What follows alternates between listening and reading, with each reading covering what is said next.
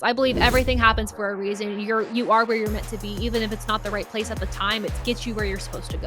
Above the yellow line can also be a jumping point for myself or, anybody else that's part of my group to excel somewhere else in their career. And I don't like the idea that you need to settle on doing one thing. It sucks that there are people out there that don't appreciate a female voice or a different voice, and I get it. Change is hard. What's going on, guys? Welcome back to the Pit Crew podcast for episode number 16. Today, we got a special guest on. We're going to be bringing in Taylor Kitchen here momentarily. You're probably noticing no Robert Hill this week, but we got Cameron Romano on his first ever episode. So how you feeling, Cameron?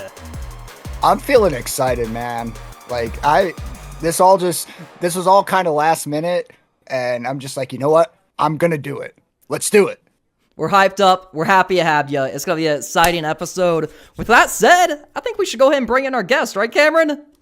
I think we should. Let's do it. There we have it. Welcome, Taylor Kitchen. This is a guest that we're excited to have. So how you feeling being on the show here, Taylor? And I know that you have your great show Above the Yellow Line. I'm so excited to be here. We connected at Darlington, and that's how this all kind of started. So first off, great to meet you in person and great to finally meet you both virtually here. But I'm so excited to be here. Love the opportunity, and I'm excited to chat. It's going to be a fun one. So we're going to dive into some questions here and definitely going to dive into your career and figure everything out. Stuff that normally you're the one giving the interviews. So we get to kind of reverse it here. Have you ever been interviewed? It's rare. It's very rare. So hopefully this goes well. But no, I'm excited to be on the other side of it. It's a unique opportunity. So where are you from and how did you break into the NASCAR industry? I'm from the great state of Ohio that many people just aren't appreciative of, but I love the state. So go Bucks, OSU. And I really grew into motorsports at a later age. My grandma had been a fan since I was born, really. And I really just didn't care to watch. I didn't see the appeal. It wasn't exciting to me. And then by some miracle, I decided to just finally watch a race in 2016. It was a Texas night race. Kyle Busch won it. And I was like, okay, this is actually more interesting than I thought. And I went to my first racetrack in 2017 to see a race in person at Kentucky Speedway. And I just fell in love with it. I played sports growing up and it was just something so different than what I've known. And so I got into it at that point, and then I just turned my personal Twitter page into a just NASCAR fan page, and somehow it led to where I am today. So it's all pretty cool. It's incredible. So I know that you have a media background where you went and got educated on it. Tell me a little bit about that and what made you want to take what you learned, in education and put that into use in the NASCAR industry. Yeah, I've always been a storyteller, and I came from just a creative writing background and even to just journaling. And I never really knew growing up that could be a career. I loved to read books when I grew up and everything, but I never thought of it as something that could be lucrative and or just a job that people just did. And so going into high school, I was really big into creating small films and some documentaries, things like that. And then going into college after several career, major changes, I finally landed on journalism after one of my professors in my writing classes was like, you should really pursue this. I was a film production major at the time. And he was like, your writing, your storytelling abilities and your drive to tell stories, you should be doing journalism. You should be doing creative writing or something in that field. And I took his advice and it landed me on the path I was. And I got a great education from Bowling Green State University. Go Falcons. And my professors were super helpful and, letting me find my path. With Bowling Green, we're by Toledo. So there's Toledo Speedway there, but around Bowling Green itself, there's no motorsports, period. So my professors were really kind and letting me just follow my passion and just being supportive where they could be. But the education I learned there, and I just took some skills that I learned there and just translated it into what I was already doing before I changed my major to journalism. So it all just kind of melded together really nicely when it came down to it. It all worked out. I mean, obviously you're really good at getting interviews and being in the media and everything, but coming up in Idaho, I know that you told me now that you moved to North Carolina. Can you walk me through a little bit of that? Obviously, this is the NASCAR hub. You're breaking into the NASCAR industry. Was that a big move for you, or was that something that you're just, I've been looking forward to this, and I'm ready to go, and this is my break into the industry? Yeah, the move here, it means a lot for several different reasons. What I like to talk about that I don't get the chance to talk about a lot is I was diagnosed with a chronic illness called POTS, postural orthostatic tachycardia syndrome, which is a mouthful. But it is a really gnarly chronic illness, and it left me bedridden for like a year and a half back in like 2019 to 2020. So I had to drop out of college, and I just didn't know what to do with my life. And I started my podcast in 2021 to find community again. NASCAR was the one thing I looked forward to every single week. And so to be able to find that, build community and have this platform grow has been so exciting. And once I was healthy enough to go back to school and really realize I can make this a career, the goal was always Charlotte. I wanted it to be the goal. That's where I wanted to be. I just needed to make sure I had the support and the health to do it. And so earlier this year, I stayed around the Charlotte area for about a month just to kind of feel it out, to see like what opportunities I could get, the connections I can make. And that sold me. And luckily, end of July, I finally made the move, and I've just been thrilled with how that's gone and starting a life here. It's a beautiful state. And just being able to be in person to work as opposed to working remotely has changed so much for me. But I'm very grateful with all the connections I've been able to make and the people that have been in my corner to help me get to where I am today. But the move has been a long time coming, just personally and professionally, and I'm really glad to finally be here. I feel like I'm so fortunate to be born and raised in North Carolina, being someone breaking into the NASCAR industry, because, you know, every crew member or mechanic or anyone trying to break in, they got to make that move. And it is such a necessary move that everyone has to make. And I feel so grateful that, you know, I just happen to be like in the hub and it just kind of worked out for me. But I'm sure that was a big move on your part, and, you know, congratulations on the success as far as everything in your career. But let's back it up to the social media side of things. So you've grown a lot in social media, whether if that's YouTube. I see you on TikTok popping up on my For You page. I see you on Twitter all the time, everything. How did you get your start in social media, and like, how did you get the growth in the fan base that you have as quick as you did? Because it was just like a snap of the fingers and it felt like you're on the radar. Was there years building up to this point, or what, did it really just happen that quick? I think it's been years building up to this point. I've always loved social media. There's always a love-hate relationship to it because you want to have that personal life, but you also really love to share what you're doing and share information with other people and connect with other people. And the core for me for social media has been connection. There's multiple different ways you can use it. You know, you can use it for marketing and everything, but it's always been connecting with others. And when I first really got onto Twitter, I did it for some type of high school class or something like that. I really had no rhyme or reason to be there except to get credits in high school. And then I found NASCAR, and I found the NASCAR community on Twitter, and I was like, nobody in my school likes to talk about cars. Nobody likes it. So I was like, we're just going to like tweet all the time, and hopefully people respond to that. And to my surprise, they did. And then when I had my show Above the Yellow Line, once I started that, I was like, okay, well, how do I get people to know that this new YouTube channel exists? I was like, we'll just promote it on Twitter. And then that turned into getting an Instagram account and then a Facebook. And I had a TikTok for a while, helping try to raise awareness for my chronic illness.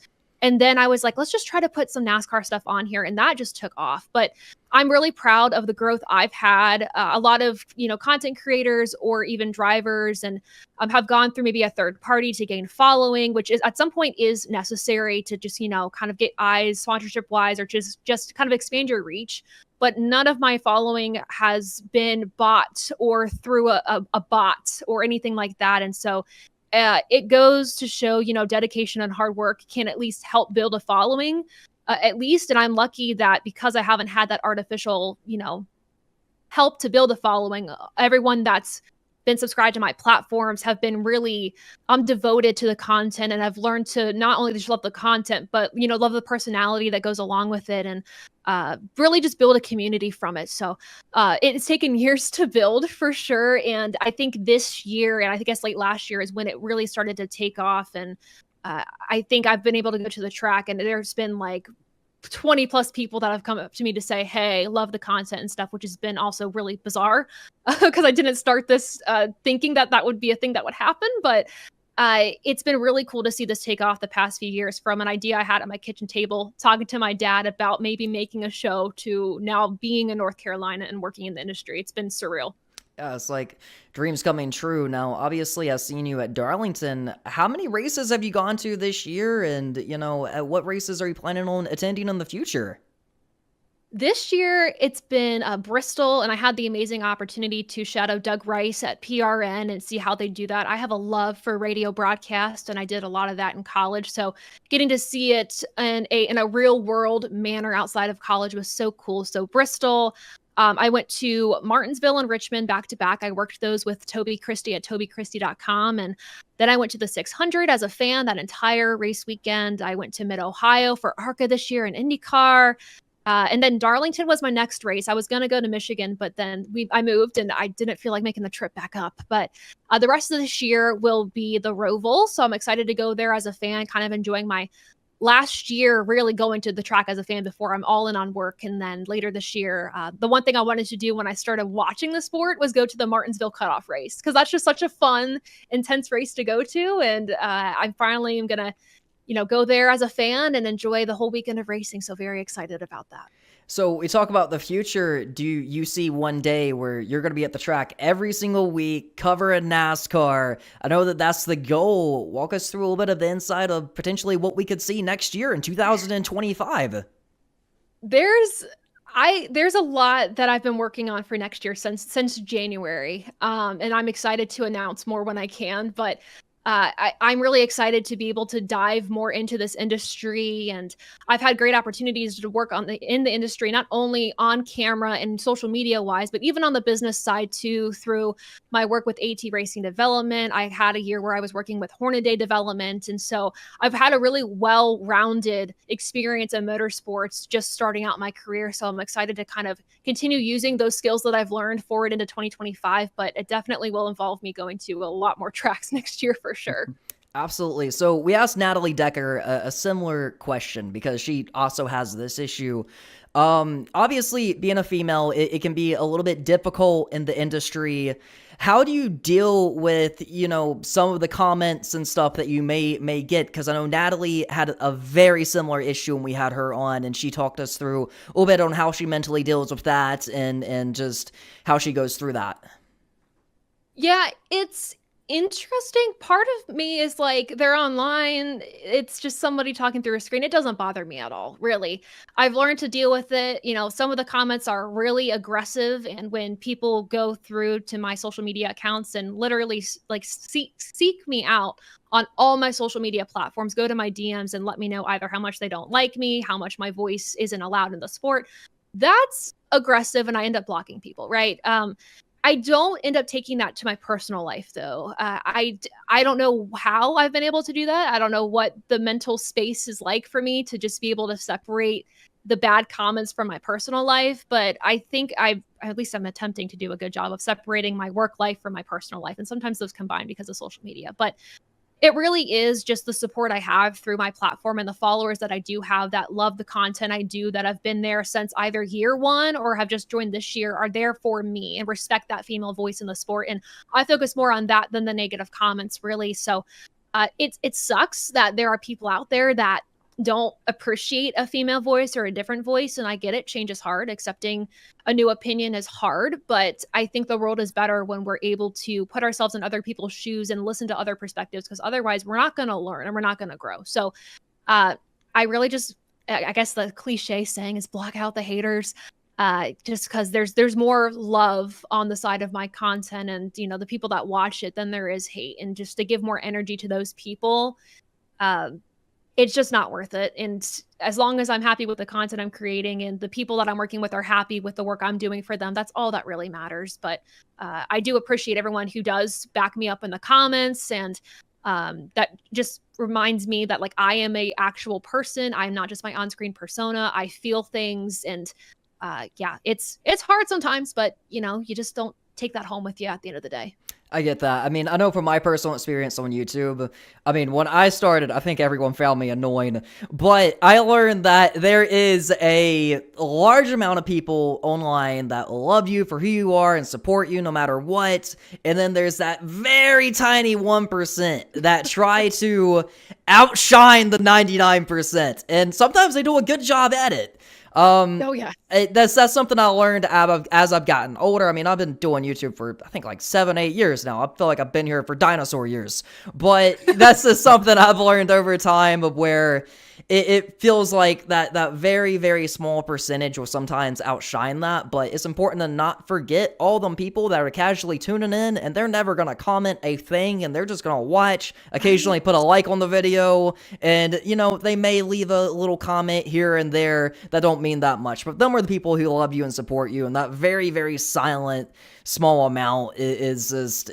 They have problems they need to work on, but and I think with that though too is like I've learned through the bad comments and stuff is like people pleasing is something I love to do, but when you grow a following and you have so many people watching you, you cannot please everybody, and the moment you let that go, you feel a little lighter.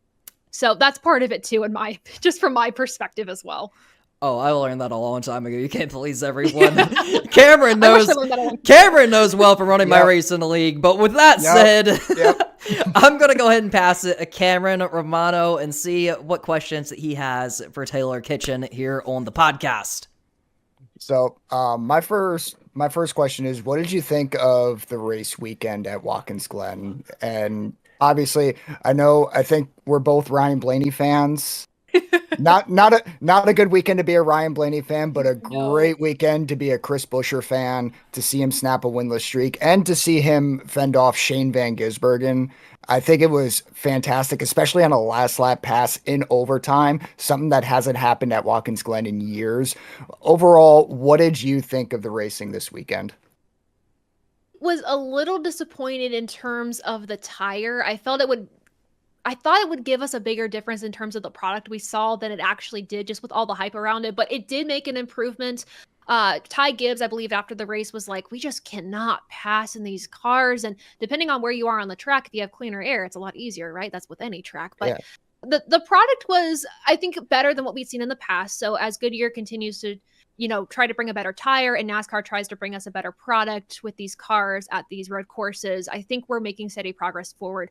But that last lap battle, oh my gosh, that was so good. The aggression for these races is kind of getting nuts with the Gen 7 car. The composite bodies, they're a lot harder to really kind of beat up. So you're able to bang doors and just not really hurt the car as much, besides maybe knocking a toe link. But that last lap battle was incredible. And I actually interviewed Chris Buescher today for Racing America, and I was able to be in the shop. Yeah. So I was there. What time is it? I was there maybe like 4 hours ago, like talking to him and Scott Graves and about that win. And he was like, I didn't know I had the win, because I was like, what was it like to, feel in the moment that you had the win? He's like, oh, I didn't think I had it, but I saw my opportunity and tried to hold him off. And just to see Chris and his success over the past few years and the kind of the page that RFK has turned has been so cool. And just the feel of the shop and everybody, sharing a laugh, drinking a beer and celebrating that win. It was really cool to be a part of. But the product this weekend was pretty good. It was all right. But for Chris to get that win against a road course pro and a field of 16 playoff drivers that did not have the best weekend, but knowing that they were fighting for everything they had, like, that's a very impressive win and one that would rank high on Chris's list for sure. Oh, absolutely. And circling back to Chris Buescher's win, I saw this on Twitter. Yes, I think it was either yesterday or the day before. Someone took the entire last lap of Watkins Glen and put the song from Days of Thunder. Yo. Awesome. Sorry.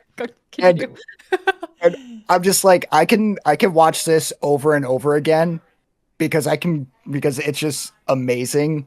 And I can guarantee you that soundtrack was playing in Chris Buescher's head when he made that pass on SVG. Yeah, I mean, that was such an incredible moment. And I will tell you, like, I'm a really big fan of Chris's. Back in 2022, when I went to the 600 for the very first time, I went to the RFK fan day. I signed up for a raffle, and I sent this to my parents today because I was like, hey, I'm interviewing Chris Buescher today. But I won a raffle, and the RFK, like, phone number or whatever sent me a video of Chris pulling my name out of a bucket and said, "Congrats, Taylor, you're the winner."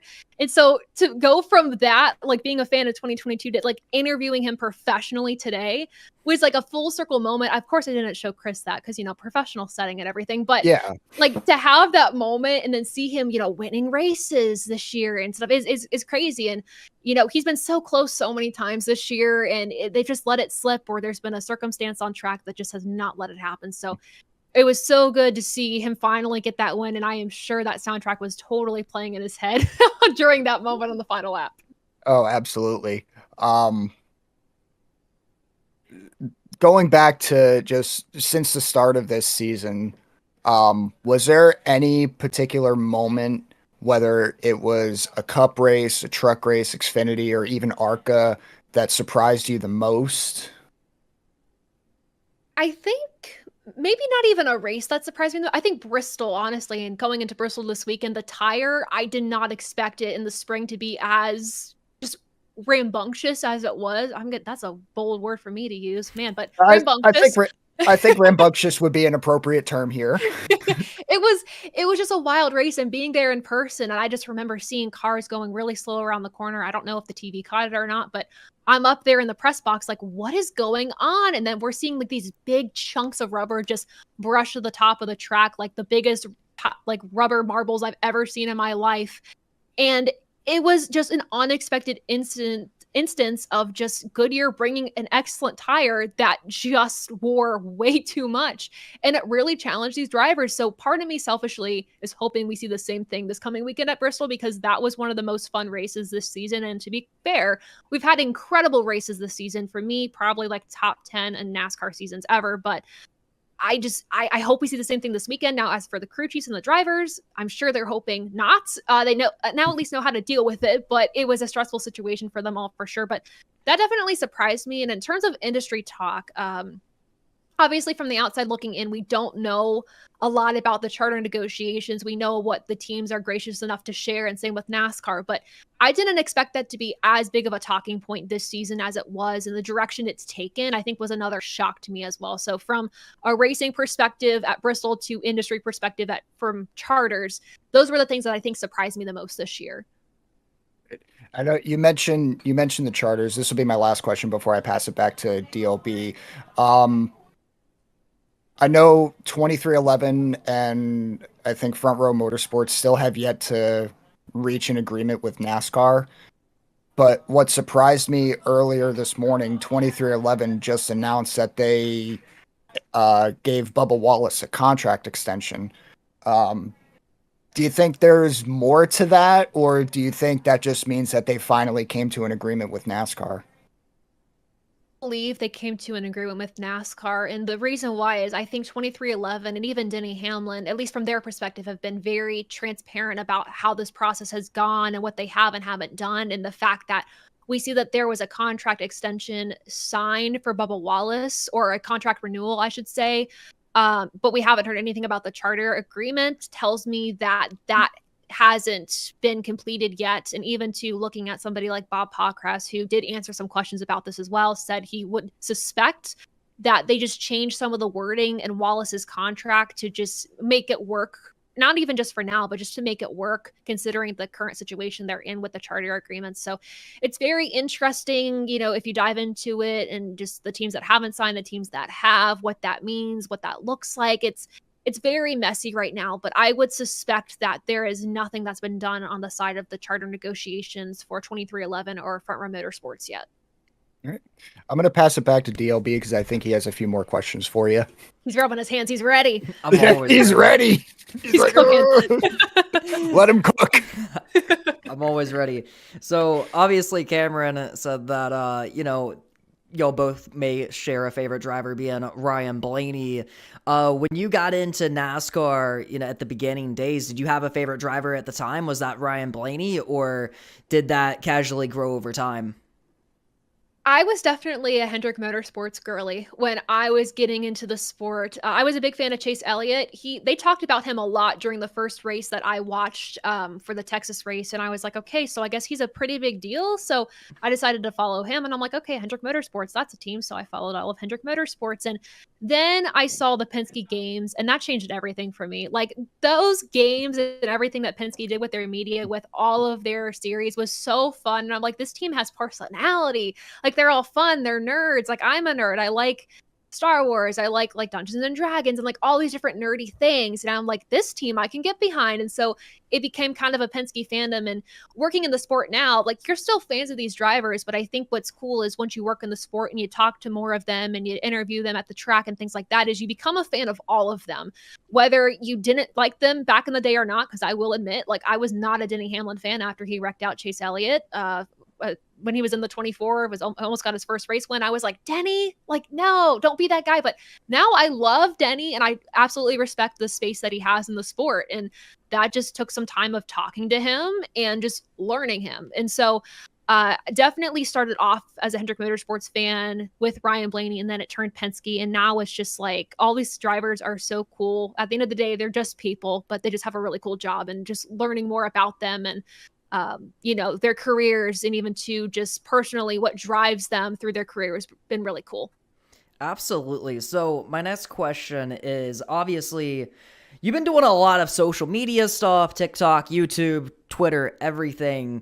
Is that the end goal to blow up and have a huge YouTube channel, or is the end goal to maybe one day work for a NBC, USA, Fox, or one of these TV networks of where you can go in the direction of like a Jamie Little, or go in the direction of maybe commentary or just interviewing or whatever the case may be? Or is it to always stay dedicated to your show above the yellow line and everything you have built with your own brand? It's such a complicated place to be in, because the brand that I've built came from a time in my life where I was struggling and I had no clue what was next.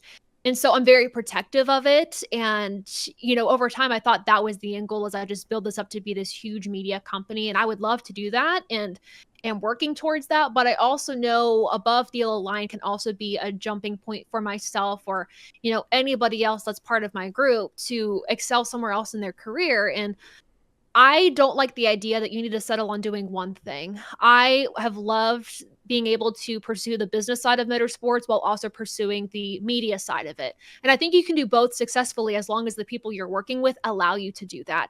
And so I always thought it would be really cool to be a pit reporter, to have that opportunity to maybe shadow somebody and then try it out. There's different pathways and I guess steps you have to take to be able to go in that direction. But what's really cool is working with Racing America right now. I'm doing these shop hits where I'm interviewing the Cup Series winners after the race weekend, and getting to work with them through TobyChristie.com has been life-changing for me. And they're trying to prepare me for the next step of doing those more sit-down interviews, and then maybe going on pit road and doing the pit road reporting. And so I guess to answer your question, when I started this, I didn't have an end goal, really. I just had what I hoped this could be, and I'm just along for the ride. And I kind of am still that way. Whatever opportunity comes about that I feel like, I could help somebody out, or where I feel like I can learn and grow and kind of find more of my path, I'm going to take. And what I'm excited for in 2025 is I'm going to have the opportunity to continue both working on the professional side and working on the media side, and kind of getting a best of both worlds. And hopefully, I truly do believe that you have to work super hard for your opportunities, and you have to go through the right channels and take the proper steps to, get to those big opportunities like pit reporting. And I hope that what I'm doing next year and what I'm continuing to do will hopefully get me there someday, because I'd love to have a chance to be in the booth or do pit reporting or something like that. That would be really cool. I think you're on the right track. Very similar to mine and my YouTube channel, DLBTV. I done iRacing videos from when I was 19 to 26, and it only took one connection with DriveSmart that got me to the racetrack every weekend. And them knocks can come at any time, and that really goes to show the tool that social media could be. And I feel like when I started my YouTube channel, I felt like my end goal was, okay, I want to be a successful YouTuber and do all this stuff, and I wanted to do it under my own brand.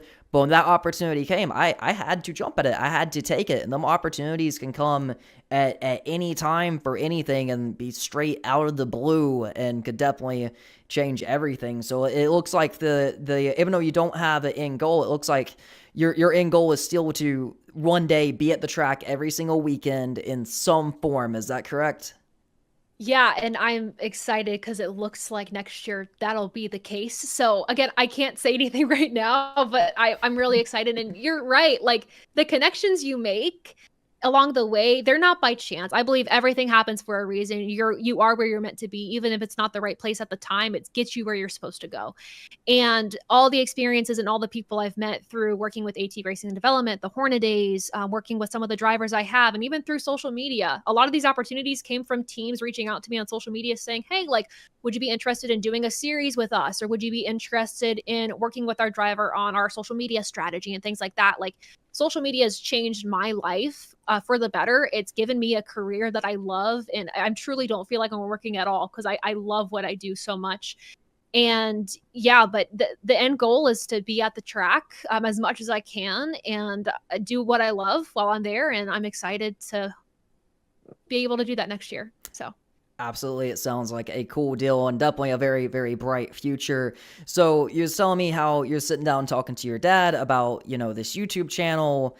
And I would imagine they are super proud of how that conversation can change to you living in the hub of NASCAR, preparing for what will potentially be the biggest year of your life. How do they feel about the success and how quickly it happened, seeing their daughter go from your average girl to doing all this social media stuff and now potentially being at a racetrack every weekend? I am so fortunate to have grown up with parents that have just wanted us to follow our hearts in what we do and just support us along the way. And obviously, there's some careful guidance of like, okay, like maybe YouTube isn't like gonna like make you an income. So maybe do this while you do that. But like that guidance and they're just ever loving support has helped me get to where I am today, and they've done it without judgment. I think when a lot of parents are like, "Oh, like my kid's a YouTuber, like what in the world?" Like my parents never did that. And again, it goes back to when I made this. It was just my goal was to find community, get my life back together, find people to talk to, find people to talk to something that I'm very passionate about. And my best friends now, like in the world, Dom, Rob, Ben, Adam, Brandon, all of them like that are part of my group every single week. I met them online through this show that I do. And like my parents from years ago when we were at the kitchen table and I was super sick and we didn't know what my life was going to look like, what I could be capable of, what they would never have imagined. I would have never imagined that I would have gotten here today. I did not think this would be a possibility or anything at all based on my health a few years ago. So I know that they're beyond proud. I actually called my dad because I knew he was off of work right after the Chris Buescher interview, and I talked to him about how it went. And my grandma, I called her too because we talk all the time about NASCAR, and I just wanted to, fill her in on what I was doing. But I know that they're beyond proud, and I think we're all kind of shocked, but just really, truly blessed that everything that I've worked towards and, everybody I've surrounded myself with have just been nothing but supportive. And, I've been able to get to where I am today. Absolutely. I feel like that is one of the biggest things with chasing a dream, especially at a young age. You got to have supportive parents, and that can go a very, very, very, very far, like very long way. I feel like I definitely wouldn't be nowhere near the position I'm in without my parents and the support that they gave me. Same thing for anyone coming up through the ranks, so whether if they want to be a driver, be in a media, or be into social media. But what tips and advice would you give a young Taylor who's wanting to potentially be in this position one day, that wants to follow your route and do what you're doing, whether if it's male or female? What advice would you give them to one day be in your position? I mean, there's a few key things. For me, it's surround yourself with the right people. And if you don't feel like you're around the right people, that's okay. Like, seek them out. Never be afraid to ask for help. Never be afraid to send a cold email, reach out to somebody's DMs asking for advice, because you never know who's going to say yes. And even too with family, I'm fortunate with my parents, my grandparents, my significant other, my siblings. I'm a triplet, so I've grown up with my siblings. We're the best of friends in the world. That they've supported me. So surrounding yourself with the right people. a lot of it is too, don't be afraid to ask for help. If you don't know how to set up a camera, if you don't know how to live stream or anything, ask somebody. I think too, for me, is staying true to who I am. Whenever you make content, what people want to watch is somebody who is their authentic self. It's not fun to see somebody putting on a front and putting on a show for an audience. So some people, sure, but you feel like you're watching something fake and totally processed all the time. And that's just disingenuous. So for me, if you're wanting to make content out there, be your genuine self and you will garner a following that truly respects you for you. And that's been a game changer for me. I think along with that is, always take every opportunity you can, but also know in your heart what's best for you, and stick to what you believe in. And also the last bit of advice is I get so many DMs all the time of like, I have this idea for a show, but I don't know what to do. Or, how did you get your start? Or what do you do? I just started. I wanted to talk to people. So I took my phone and, put a voice memo in there and uploaded it to YouTube. Just start, because you never know where it'll take you. And then you'll figure out the pieces later. That's my advice. That is amazing advice. And yes, the group of people around you is very important, whether if that's your friends, you have to have positive people around you. And as far as being authentic, I will say when I met Taylor at Darlington, I was very surprised. It's exactly what you get on camera, the live stream, everything. There is no like media voice or anything like that. It's straight exactly what you get. How do you stay that authentic? Because I was surprised by that. I thought it was an act. No, I don't even know, man. I'm me. I'm unapologetically me. I'm kind of weird, quirky. My voice, like, I don't even know. What you see here, how I talk to my family is what you get on camera. And I think for the longest time during lockdown and when it was just me talking to the camera or my phone, it like you almost treat it almost like you're talking to a friend. And that's what I want my audience to leave with is they feel like they're talking to a friend about something that they love. They feel like this is a welcoming environment for them. And if I can portray that as my authentic self through a camera, then I'm doing my job. And that's just who I am. How that works, I don't know. I know some people have a performance, just kind of like, I guess a performance voice or a performance type of cadence that they have on camera. And you have that. Journalism school teaches you that. But yeah, this is me. If you meet me in person, this is me. This is what you get. So It's funny because it's the same thing with me. I remember when DriveSmart reached out to me the first time, we got a phone call and they were so surprised because they see this like high energy, like young man on, making these crazy YouTube videos. And they're like, they were expecting that to be an act because they were working with other content creators and they're like, oh, he's going to be like, not what we see on cameras. Nope, he's exactly the same. He's a complete nut job. Perfect. We want him. So that's kind of how that works out. But I'm going to go ahead and pass you back to Cameron and see what final questions Cameron has for you. I just want to circle back really quick to what DLB said, like as far as like the high energy. Because when I met DLB for the first time in Daytona back in February, he had that exact same energy when we met in the parking lot outside of that. Well, what was the name of that restaurant again? I don't remember. It was right across the street from Daytona. It was the whole event. Yeah, and I'm just like, yeah, this is DLB. Okay. My one question, I have obviously I've been a fan of motorsports for a while. I got it from my parents. My mom and dad were watching NASCAR back in the day. My dad kind of drove away from NASCAR and now he's watching NHRA drag racing. I was just wondering if you had any interest in watching NHRA championship drag racing. Because let me tell you something. I took my dad to an NHRA drag race back in literally last year and I got more bang for my buck than with a regular NASCAR ticket. yeah, I think it all comes down to like fan access. And this is a whole conversation. I had a whole video scripted to talk about this, but I didn't have the resources I wanted to be able to put something truly together. So it's going to be an off-season project for me. But when we talk about like access in NASCAR, it feels very limited. And after COVID, they restricted, who could be on pit road, how many people can get VIP passes, how you get those. But I went to my first IndyCar race last year, and the paddock passes were so inexpensive. I actually took my cousin to his first IndyCar race this year, and he loved it. And I was like, I'm going to go all out. I'm going to get paddock passes. We're going to walk the grid. We're going to get all the autographs you want. And it also goes down to the drivers and how accessible they can be as well. And I will say the NASCAR drivers are doing a really good job of being accessible to their fans. But I have heard NHRA gives everything to get to ticket an incredible experience, and I would love to venture out to one of the races. I actually have a friend, AJ, who does some PR for a team, and he's like, are you gonna make it out to a race? And I'm like, I don't know, I hope so. So if they come on down to Charlotte at some point, I would love to go and experience it, because I've heard it's unlike anything else. The noise is insane. I've heard so. It really is. And let me tell you something, there's nothing like getting to the drag strip early in the morning, parking your car, and then a couple spaces over is a Top Fuel dragster team building their car. That's insane. Like, that's so cool.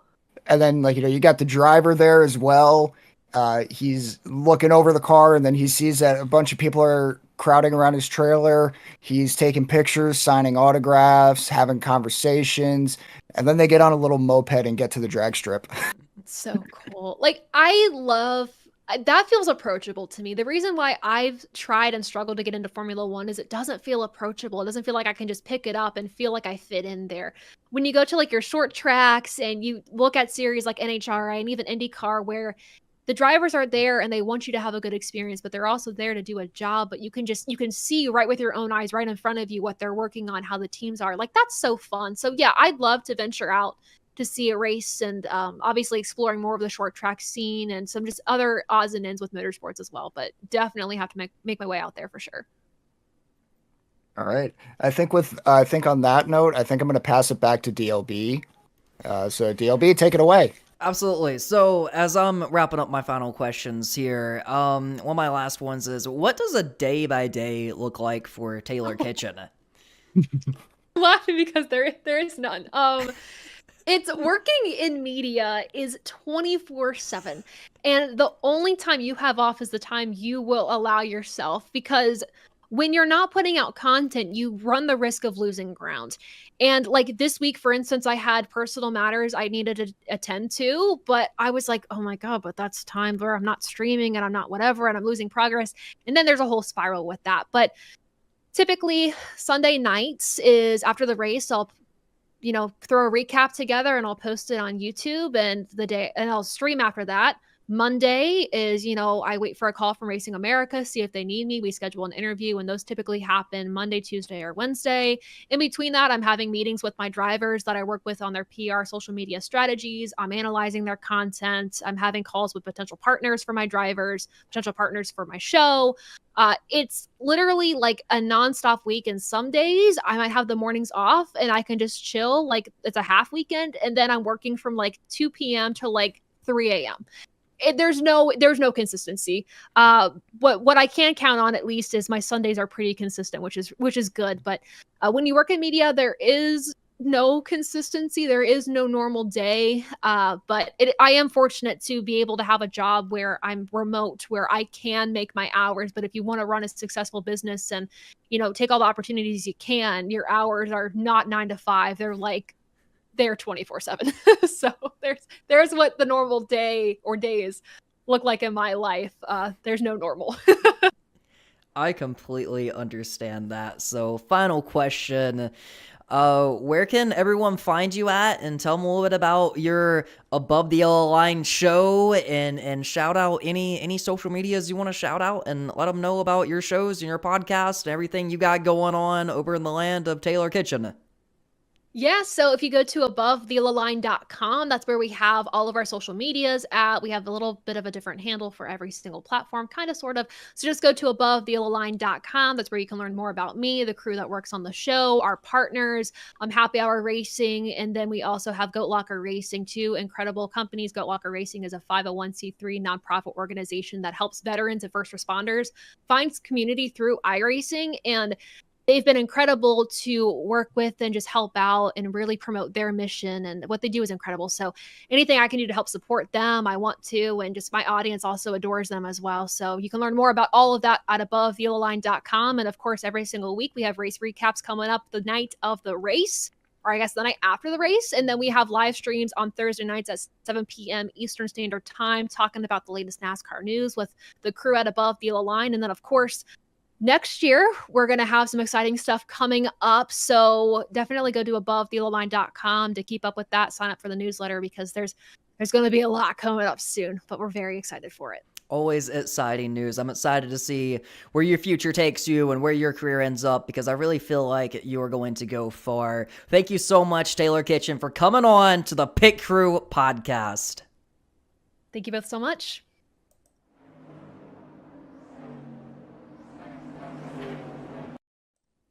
Whoa, Cameron, how do you feel? First episode, you got through it, you survived. How was it? I did. It was awesome getting to talk with Taylor. We talked for a little bit before the show. I've been following Taylor for just a little over a year. Just stumbled across a random live stream on TikTok, and I think it was one of her race recaps. But this has been an awesome experience. I'm very fortunate to have been given this opportunity, and I'm really looking forward to what we have lined up down the road. Absolutely. So with that said, I say we give away some Kyle Weatherman merch. Let's do it. What you got to do to win this Kyle Weatherman t-shirt is you got to put something in the chat. So all you guys watching, put something in the chat, and we're going to do a random draw here, and I'll let you guys know who wins it. So let's go ahead and spin the wheel, and we got a Matt Deason winning the Kyle Weatherman t-shirt. So Matt, here's what you got to do. You got to go on Twitter, go on X. You got to hit up Go DriveSmart over on X. Send them a tweet. Send them a message, give them your shipping address, your shirt size, whatever the case may be, and they'll get back to you, and they'll get that bad boy sent over to you.